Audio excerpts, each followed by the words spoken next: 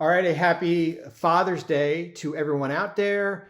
Hopefully everyone is doing well. I said to my wife about 2 hours ago, it would be fitting that a trade happens because the last time I was about to get on a flight to head to Bristol, Connecticut, Kyrie got traded. So, oh, brother. Good thing I am packed this time. It is 4:50. I am trying to catch a 7:30 flight through Charlotte. I should be in good shape. I figured let's do a little bit of a video. It's probably better than me doing it in the taxi or me doing it from the corner of an airport here. We are going to go through the Bradley Beal for Chris Paul and Landry Shamet and likely 6 second rounders, which basically wipes out Phoenix altogether. They have no more picks. And they have pick swaps, which is likely in 2024, 26. They have no more control over their picks. That's it. No more control over their picks. So I think you have to look at it from the business, the basketball side. Sure, when you move off of Chris Paul, who you were likely going to waive, and Landry Shamet, who's a 7th man shooter off your bench for Bradley Beal, former All-Star, that is an upgrade, right? That is an upgrade when you look at the big picture things, okay? What you have to take into consideration to all of this is the business part of it, the roster building component, the new collective bargaining agreement component here. Because now Phoenix, with DeAndre Ayton and Devin Booker and Kevin Durant and Bradley Beal, this is who you are now, unless you are going to go out and move DeAndre Ayton. This is who you are from a second apron team, and we're going to go over all the rules here. Moving forward for the next 3 years, unless, of course, you move DeAndre Ayton. You have the veteran minimum exception. You cannot re-sign Chris Paul if he is waived from the Wizards. You can re-sign Jock Landale and Torrey Craig to the early bird exception. And then you have the veteran minimum exception, about 8 of those, to fill out your roster. So now all eyes are going to be on James Jones as far as how he goes about free agency to go out and build the roster. Maybe they go out and buy a couple seconds with cash when we lead up into the draft, which is coming this week here. So, man, I don't know what to tell you here. I thought Miami was the place. But so Bradley Beal, 46.7, 50.2, 53.7, 57.1. 4-year contract left. He had a no trade clause that gets waived. No trade clause comes with him to Phoenix unless, of course, he waives it as part of the deal. We will see what happens there. You have $171 million in salary this year. The second apron is $179 million. You do not have your tax mid-level exception. That went out the window. You have the 110% trade exception to go out and move DeAndre Ayton. Remember, doing this deal before July 1st allows you to send out money within 125%. This deal does not happen if this is after July 1st. What else don't you have? You can't acquire a player in a sign-in trade. You can't sign a player bought out of his contract for more than $12.2 million. So that is, in a nutshell, where you are this year for the second apron. Veteran minimum, unless you move Ayton, okay? Next offseason, starting on the first day after the regular season. Here we go, kids. You ready? There's 9 different things. You can't aggregate salary. So you can't take back a $20 million guy and a $15 million for DeAndre Ayton. You cannot send out cash in a deal.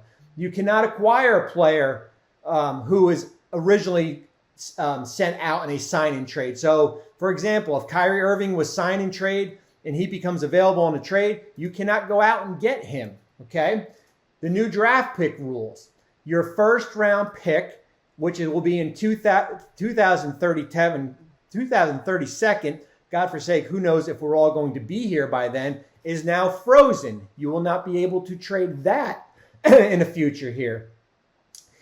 If you are in the second apron in 3 out of the 5 next years, which would be next year and in 2 more additional years, your first round pick in 2032 gets moved to the back of the first round. So if you have the 4th pick in the draft, that goes to pick 30. You cannot acquire a player in a signing trade. You can't use your tax mid-level exception. you can't use a trade exception. That all goes away. So basically, you are married to your roster. You better hope these 4 players, or as I said, if Ayton gets moved in another deal, you better hope this works out, because there is no wiggle room. You basically have to pull the Miami Heat out of the hat here as far as how you construct your roster here. I give them a lot of credit. As I put up the meme, they basically just put a blowtorch to the new CBA, okay? And we're going to see if it backfires big, or is this going to be a first round or second round exit, or can they're still not better than Denver. They're not better than Denver at the end of the day, and we'll see what happens as far as how they construct the rest of the roster here. From the perspective of, and listen, Bradley Beal is an all-star. He just hasn't stayed healthy. That is my big concern. And everything analytically is going to go on decline. And now what do? Do you put Devin Booker at your point guard? Certainly like we saw during the playoffs. That's going to be the big question. It's 4:56. I'm on a little bit of a short leash here as far as what we want to do. But as I said, I am packed. I am ready to go. Now we have to see who are the minimum players that are willing to commit to Phoenix. That's going to be and you cannot re-sign Chris Paul if he is waived.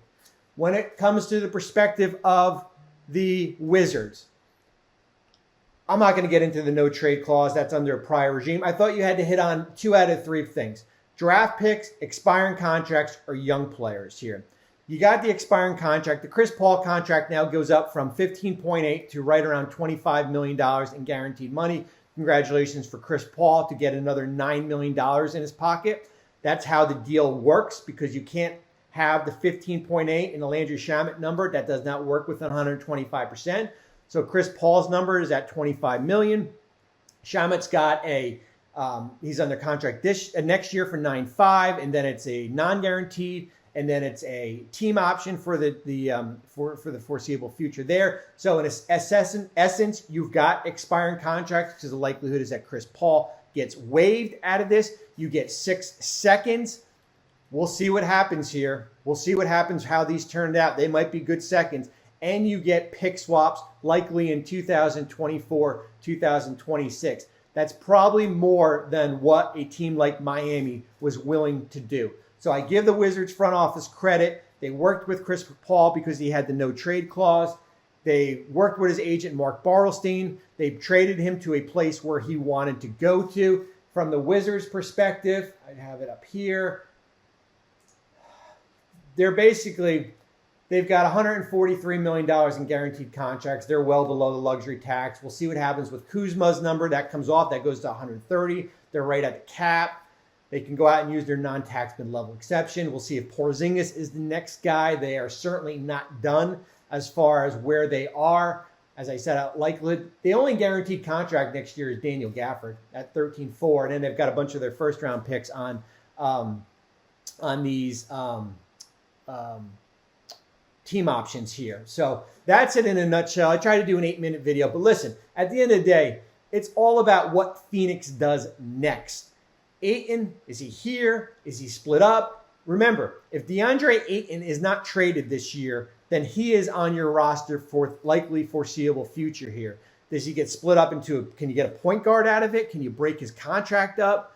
That's going to be my big question as far as moving forward here, and as far as how they move with this roster here, because they are committed.